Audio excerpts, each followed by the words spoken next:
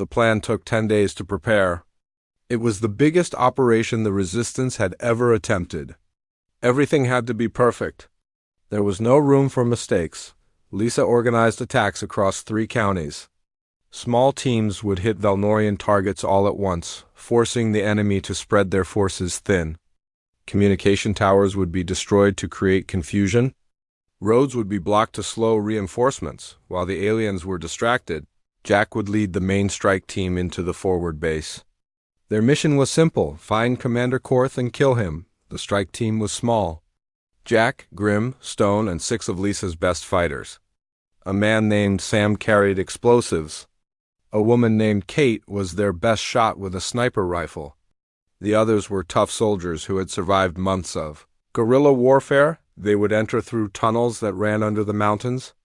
The Bigfoots had used these passages for generations. They led directly under the base, coming up in a storage building near the command center on the night of the assault. Jack stood at the tunnel entrance with his team. The air was cold and smelled of pine trees and smoke. Somewhere in the distance, explosions echoed through the mountains. Lisa's diversionary attacks had begun. "This is it," Jack said to his team. "Stay close. Move fast. Don't stop until we reach Korth." Grim made a sound of agreement. Stone just smiled, showing teeth that could crack bone. They entered the tunnel. The passage was dark and narrow. Jack led the way with a small flashlight. Grim and Stone moved behind him, hunched low to fit through the tight spaces.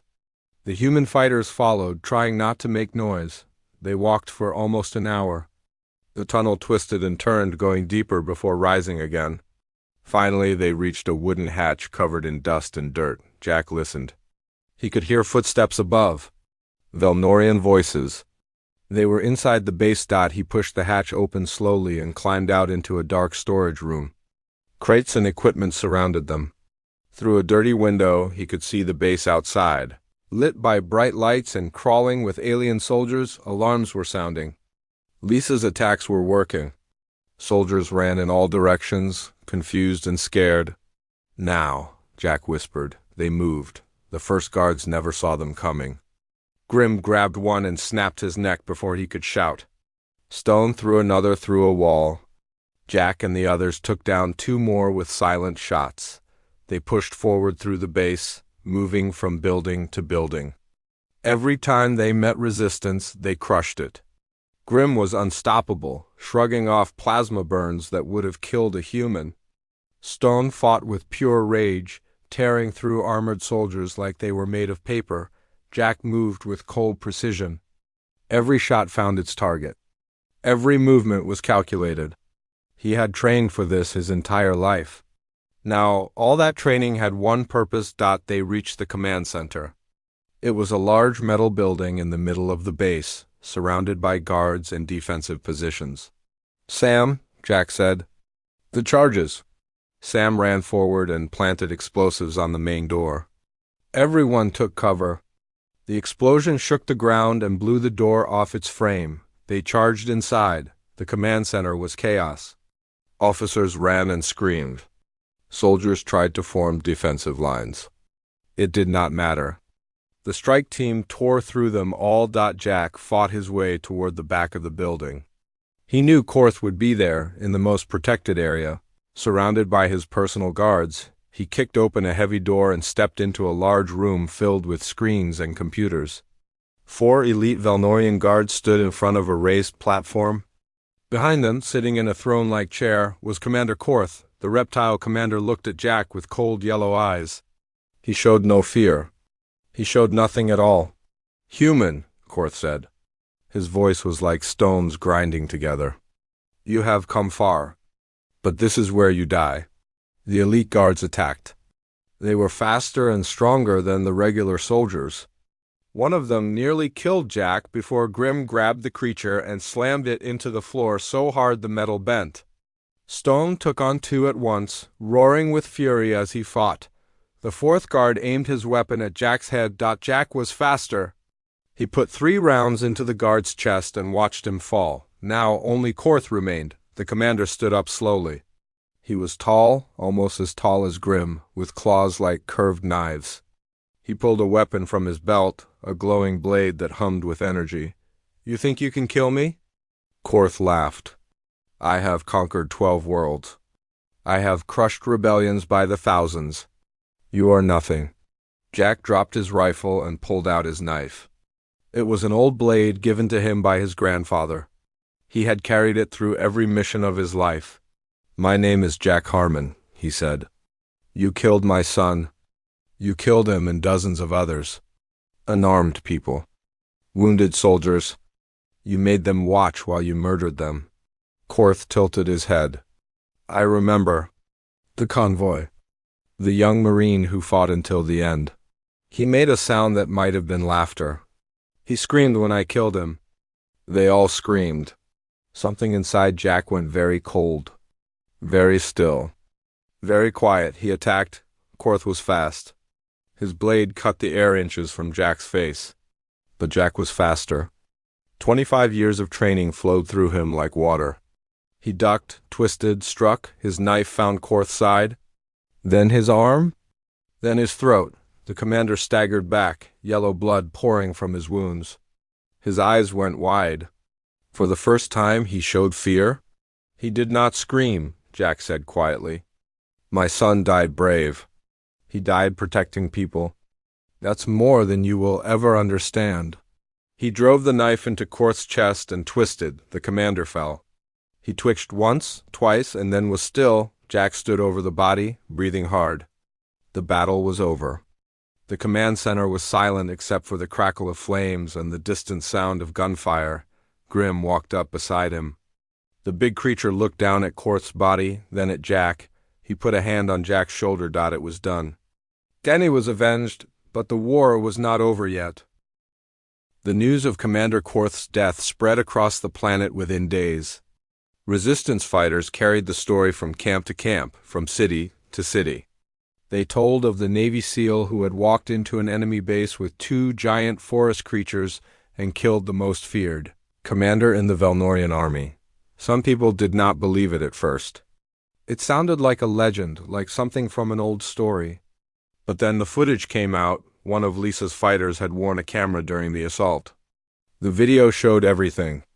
It showed Grim tearing through soldiers like a storm of fury. It showed Stone breaking down walls with his bare hands. It showed Jack Harmon, cold and focused, cutting his way to Korth and putting the commander down. The video spread through underground networks. People watched it on hidden screens in basements and bunkers. They saw humans fighting back. They saw creatures they thought were myths standing beside them. For the first time since the invasion began, humanity felt something it had almost forgotten. Hope. The Velnorians felt something too. Fear. The alien high command had never lost a regional commander before. They had never faced resistance like this. Reports of attacks were coming in from all over Earth now. Inspired by the Oregon fighters, humans everywhere were picking up weapons and fighting back. And they were not alone. Bigfoots appeared in forests across North America. Other clans, hidden for thousands of years, revealed themselves and joined the battle. Indigenous peoples who had protected the secret of the forest guardians for generations came forward to help bridge the gap between species. An alliance was forming. Humans and Bigfoots fighting side by side. It was something the galaxy had never seen. 3 months after the assault on the forward base, a Velnorian ship appeared in Earth's atmosphere. It was not a warship. It was a diplomatic vessel, small and white. Flying flags of truce. Jack stood with Lisa, Grim, and Stone on a hilltop, watching the ship descend. Other resistance leaders had gathered there too. They had been waiting for this moment. A delegation of Velnorians walked down from the ship. They were different from the soldiers, wearing robes instead of armor, carrying tablets instead of weapons. At the front was an old reptile with scales turned gray by age. His eyes moved across the gathered humans and Bigfoots with something that looked like respect. "We wish to discuss terms," the old Velnorian said. His voice was soft, nothing like Korth's grinding tone. "The Empire recognizes that Earth is not a simple conquest. We have underestimated your species. Both of them." Lisa stepped forward. "What kind of terms?" "Withdrawal. The Empire will remove all forces from Earth. We will abandon our bases and our mining operations. We will leave and not return. And in exchange? The old Valnorian hesitated. We ask only that you do not follow us. We ask that when humanity reaches the stars, as we know you will, you remember that we chose peace when we could have continued war. Jack spoke for the first time. Your commander killed unarmed prisoners. He murdered wounded soldiers and made others watch. He treated humans like animals. Commander Korth acted outside his authority, the old Valnorian said quickly. His methods were not sanctioned by the Empire. We do not excuse what he did. We only ask that you do not judge all of us by his actions. Jack stared at the alien for a long moment. He thought about Danny, about the convoy, about everything that had happened since the day the sky turned orange. Then he thought about the future, about what would happen if the war continued, about how many more people would die on both sides. Get off our planet, Jack said finally. Take your ships, take your soldiers, take everything, and never come back. The old Valnorian bowed. It will be done. Within 6 months, the last Valnorian ship left Earth's atmosphere. The occupation was over. Humanity had won. The world began to rebuild. Cities that had been destroyed started to rise again. Governments reformed. People returned to their homes and their lives, but things were different now. The Bigfoots did not disappear back into the forests. They stayed. They had fought beside humans, bled beside humans, died beside humans. They were part of the world now, no longer myth but reality. New communities formed in the wilderness, places where humans and Bigfoots lived together. They taught each other. They protected each other. They became something neither species had ever been alone. Jack did not join these new communities. He was too old for that, too tired. He had done what he set out to do. He had avenged his son. He had helped save his world. Now he just wanted peace. He returned to his cabin in the mountains. Grim and Stone came with him. They built simple shelters near his home and stayed close, watching over the forest they all loved. On quiet nights, they sat together on Jack's porch, looking at the stars. Jack would tell stories about Danny and Maria. Grim and Stone would listen, understanding in their own way. Sometimes Jack would cry. It did not make him weak. It made him human. One evening, about a year after the Valnorians left, Lisa came to visit. She brought a bottle of whiskey and a piece of news. The United Nations is forming a new agency, she said. They want to prepare for the future. For when we go to the stars, they want people who know how to fight. People who know how to survive. Jack poured 2 glasses. And they want me? They want all of us. You, me, Grim, Stone, they want to learn from what we did. They want to be ready for whatever comes next. Jack thought about it. He looked at Grim, who tilted his head in that curious way he had. He looked at Stone, who shrugged his massive shoulders. Maybe someday, Jack said. But not yet. I've earned some rest. Lisa smiled. You've earned more than that. They drank together as the sun set behind the mountains. The sky turned orange and gold, beautiful in a way that no longer reminded Jack of fire and death. Somewhere out there, the Valnorian Empire was telling other species about Earth, about the humans who refused to surrender, about the creatures who came from the forest to stand beside them, about the planet that was not worth the cost of conquest. Jack Harmon had lost his son. He had lost his wife. He had lost years of his life to war and pain and grief, but he had also gained something. He had gained brothers in Grim and Stone. He had gained purpose. He had gained the knowledge that when everything seemed hopeless, he had stood up and fought. That was enough. That was more than enough. He raised his glass to the setting sun. For Danny, he said. Quietly, Grim and Stone echoed the gesture in their own way. For Danny, for Earth, for everyone who had fallen and everyone who had survived. The war was over. The future was waiting, and humanity would face it together. The attacks continued for weeks. Jack, Grim, and Stone moved through the mountains like shadows, striking fast and disappearing before the enemy could respond. They hit supply trucks and burned them. They destroyed communication towers and left them in pieces. They ambushed patrols and left no survivors. The Velnorians began to notice. Reports went up the chain of command. Soldiers were going missing. Equipment was being destroyed. Something was hunting them in the forests, something they could not find or stop. Commander Korth read the reports in his office at the main base. He was a tall reptile creature with scales the color of dried blood and eyes like yellow ice. He had conquered 12 worlds before Earth. He had crushed 100 rebellions. He was not worried about a few missing patrols. Humans are weak, he told his officers. They hide in the woods like animals. Send more patrols. Find them.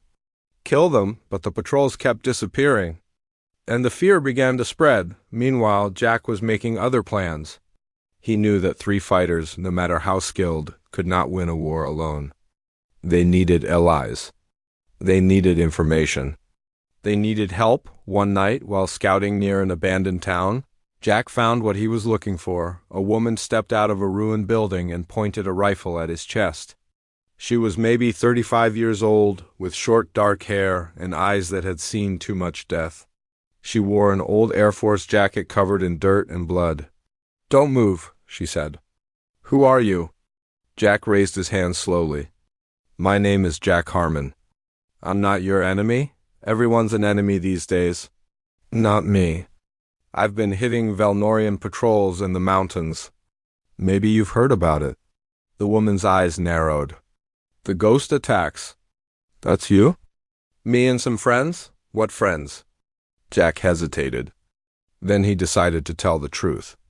"The kind you won't believe until you see them." The woman's name was Lisa Grant. Before the invasion, she had been an Air Force pilot. Now she led a small group of resistance fighters, about 20 people hiding in the ruins of small towns and forest camps. They had been fighting the aliens for months, hitting small targets, staying alive however they could. Lisa did not trust Jack at first. She had learned not to trust anyone. But she agreed to meet his friends if he could prove they were real. The next night, Jack brought her to the forest where Grim and Stone were waiting. Lisa stopped dead when she saw them. Her hand went to her gun, then it dropped to her side. She just stared, mouth open, trying to understand what she was seeing. "Those are ... She could not finish the sentence. "Bigfoots," Jack said.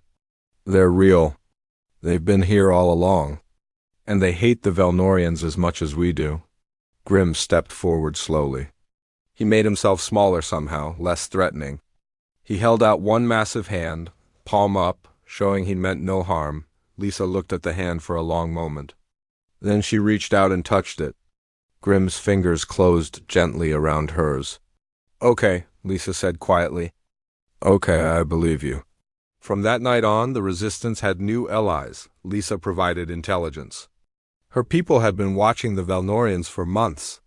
They knew patrol schedules and base layouts. They knew which roads the supply trucks used. They knew where the weak points were. Jack provided tactics. He trained Lisa's fighters in ambush techniques and guerrilla warfare. He taught them how to hit hard and disappear fast. He showed them how to fight an enemy that was bigger and stronger and better armed. Grim and Stone provided raw power. When the missions required force, there was no one better. They could tear through armored soldiers like paper. They could break down doors and walls.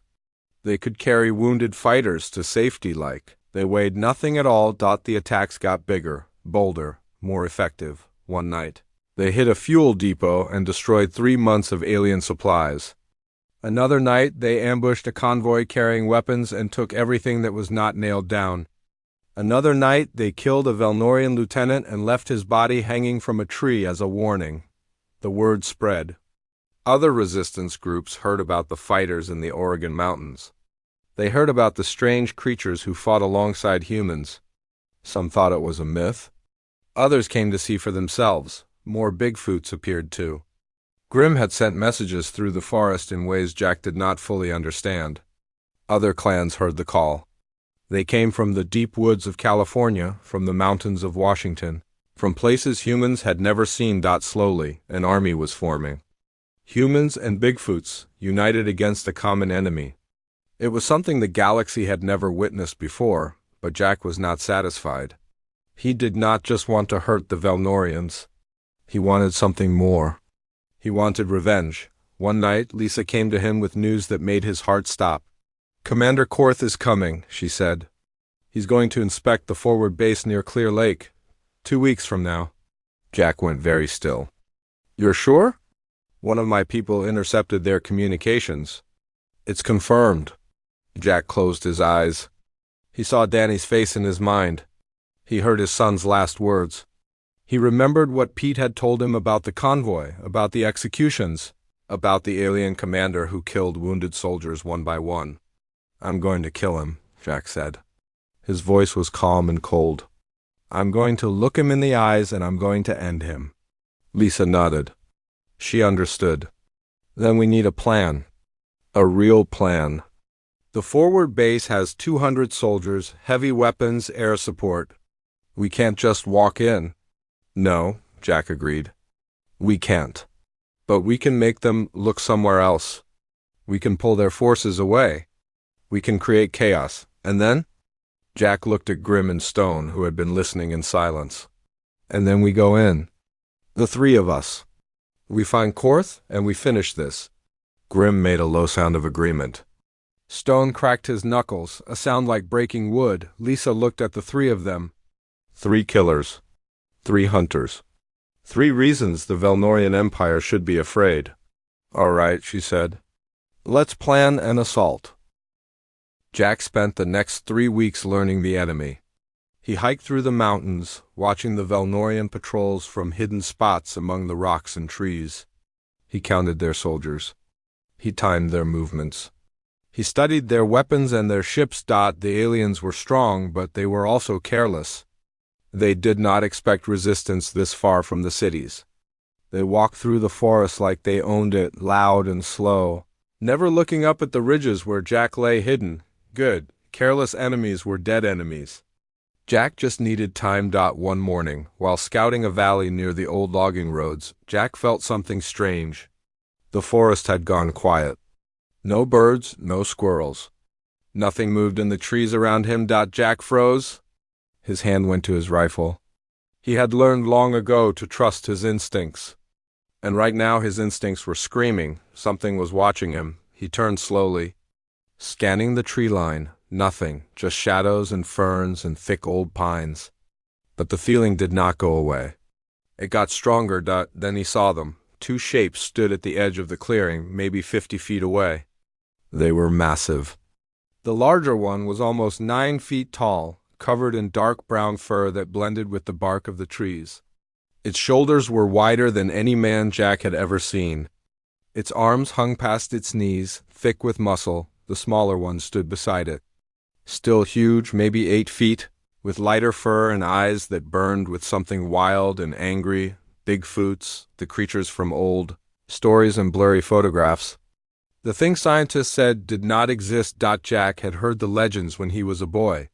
His grandfather used to tell tales about the forest giants, the old ones who lived in the deep woods where humans never went. Jack had always thought they were just stories. He was wrong. For a long moment nobody moved. Jack kept his hand on his rifle but did not raise it. Something told him that if these creatures wanted him dead, he would already be dead. They had gotten within 50 feet of him without making a sound. That was not something any animal could do. The larger creature tilted its head. Its eyes were dark and deep, full of something that looked almost like curiosity. Then it did something Jack did not expect. It pointed at him. Then it pointed at itself. Then it pointed at the mountains to the north, where Jack knew the Velnorians had built their biggest base. Jack understood. The creature was asking a question. "Are you hunting them too?" He nodded slowly. The creature made a low sound deep in its chest. It almost sounded like approval. Then it turned and walked into the forest. The smaller one followed, but not before giving Jack a long, hard look. Jack stood there for a moment, trying to understand what had just happened. Then he made a decision. He followed them. The Bigfoots moved through the forest like ghosts. They made no sound at all, even though they were huge and heavy. Jack had to work hard just to keep up with them. They led him deeper into the mountains, through valleys he had never explored, past streams and cliffs and ancient groves of trees. After 2 hours, they stopped at a cave hidden behind a waterfall. The larger creature turned and looked at Jack. It made a gesture that clearly meant stay here. Then both creatures disappeared into the cave. Jack waited. He did not know what else to do. An hour later, the creatures returned. This time, they were carrying something. The larger one held a dead deer. The smaller one carried wood for a fire. They set everything down in front of Jack and stepped back. It was an offering. A gift. They were inviting him to share a meal. Jack built a fire and cooked the meat. The Bigfoots watched him with interest. When the food was ready, Jack cut portions for all of them. They ate together in silence, three unlikely companions in the fading light. Over the next few days, Jack learned to communicate with the creatures. They could not speak human words, but they understood much more than he expected. They used gestures and sounds and expressions to share ideas. It was slow at first, but it got easier with practice. Jack named the larger one Grim. It fit him. Grim was serious and thoughtful, always watching, always thinking. He seemed to be the leader, the one who made decisions. The smaller one Jack named Stone. Stone was harder to read. He was angry most of the time, filled with a rage that seemed to burn just below the surface. But he was loyal to Grim, and slowly he began to accept Jack as well. Jack learned why they had shown themselves. The Velnorians were not just conquering humans. They were destroying the forests. Their mining machines tore up mountains and poisoned rivers. Their camps spread like disease across the land. The sacred places where Bigfoots had lived for thousands of years were being wiped out. Grim and Stone had been watching the aliens for months. They had seen what the Velnorians did to humans. They had seen the cruelty and the death. And they had decided to fight, but they did not know how. They were strong and fast and silent, but the aliens had weapons that could kill from far away. They had machines that could see in the dark. They had armor that could stop claws and fists. That was where Jack came in. He taught them about guns. He showed them how to use cover and how to move in teams.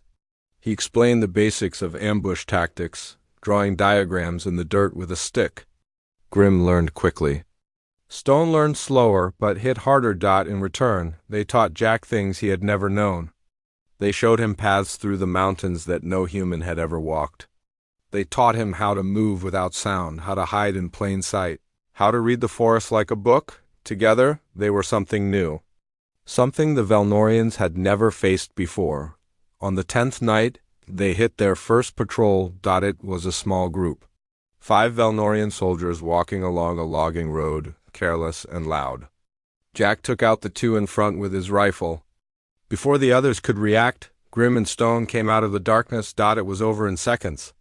The aliens never even fired a shot. Jack stood over the bodies, breathing hard. Grim walked up beside him and put a massive hand on his shoulder. The gesture was clear. This is just the beginning, Jack nodded. He thought about Danny, about the convoy, about Commander Korth. Yes, this was just the beginning. And before it was over, the Velnorian Empire would learn the price of coming to Earth. The sky over Seattle turned orange and black on the day the aliens came. Jack Harmon watched it happen on his old television set, sitting alone in his cabin deep in the Oregon mountains. The news anchor was crying. Behind her, buildings fell like toys pushed over by an angry child. Jack was 52 years old. His hands were rough from years of hard work and harder fighting. He had served 25 years as a Navy SEAL before his wife Maria got sick. He left the service to take care of her. She died 3 winters ago, and Jack had lived alone ever since, but he was not truly alone. His son Danny was still out there. Danny was 24 years old, a Marine stationed at a base near Seattle. Jack had not seen him in 6 months, but they talked on the phone every Sunday night. Danny always called at exactly 7 o'clock. He was reliable like that. The aliens called themselves the Velnorian Empire. They came from somewhere beyond the stars, from a place humans could not even imagine. They had ships the size of mountains and weapons that turned steel into vapor. They said they wanted Earth's resources. They said humans could either work for them or die. Most governments tried to fight. It did not go well. Jack watched the invasion for 3 days straight. He barely slept. He barely ate. He just sat in his chair and watched city after city fall. New York, Los Angeles, Chicago, London, Tokyo. The Velnorians moved across the planet like a wave of death. On the 4th day, his phone rang. Jack grabbed it so fast he nearly dropped it. The screen showed Danny's name. He pressed the button and held the phone to his ear. "Dad?" Danny's voice was shaking. Jack could hear explosions in the background, screaming, gunfire. "Danny, where are you?" "Are you safe?"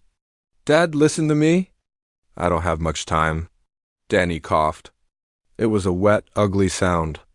"We're escorting refugees out of the city, civilians, kids. We have to get them to the mountains." "Danny, you need to fall back." "You need to—" "I can't, Dad, I won't." Danny's voice grew stronger for a moment. "These people need us. If we run, they die. All of them." Jack closed his eyes. He knew that tone. It was the same tone Maria used when she made up her mind about something. There was no arguing with it. "I'm proud of you, son." "I know, Dad, I know." There was more gunfire. Closer now. "Dad, if I don't make it, don't talk like that. If I don't make it, I need you to know something." "I'm not scared. I'm not. I'm doing what's right. That's all that matters." The line went dead. Jack tried calling back. Nothing. He tried again and again for hours.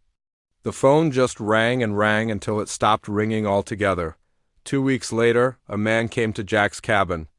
He was thin and tired, with bandages on his arms and burns on his face. He said his name was Pete, and he had been in Danny's unit. Pete told Jack what happened. Danny's convoy made it 20 miles outside Seattle before the Velnorians caught up with them. The Marines fought hard.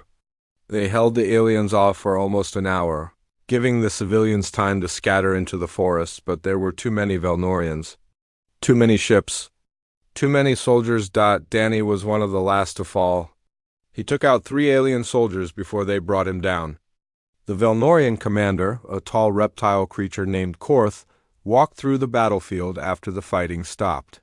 He found the wounded. He found the survivors. He killed them all. One by one, slowly, he made the others watch. Pete escaped because he was buried under bodies. He lay there in the blood and dirt for hours, listening to the screams. When the Velnorians finally left, he crawled out and ran. Jack listened to all of this in silence. His face did not change. His hands did not shake. He just sat there, still as stone, until Pete finished talking. "I'm sorry," Pete said. "Danny was a good man. The best I ever served with." Jack nodded slowly. "Thank you for telling me." Pete left the next morning. Jack gave him food and water for the journey. Then Jack was alone again. He walked to the back of his cabin, to a room he had not opened in 3 years. Inside were his old things, his gear, his weapons, everything from his SEAL days, packed away in boxes and cases. Jack spent the rest of the day cleaning his rifle. He checked every part, oiled every piece, loaded every magazine. His movements were slow and careful. There was no anger in them, no tears. Just focus. When he finished, he walked outside and looked at the mountains. The sun was setting, painting the peaks in red and gold. Somewhere out there, the Velnorians were building bases, digging mines, treating Earth like something they owned. Jack thought about Danny, about Maria, about everything he had lost. He had no army, no backup, no plan. But he had 25 years of training. He had nothing left to lose. And he had all the time in the world. Commander Korth had made a mistake. He thought killing Danny would send a message. He thought it would make humans afraid. He was wrong. Jack Harmon was coming. And he was going to teach the Velnorian Empire what fear really meant.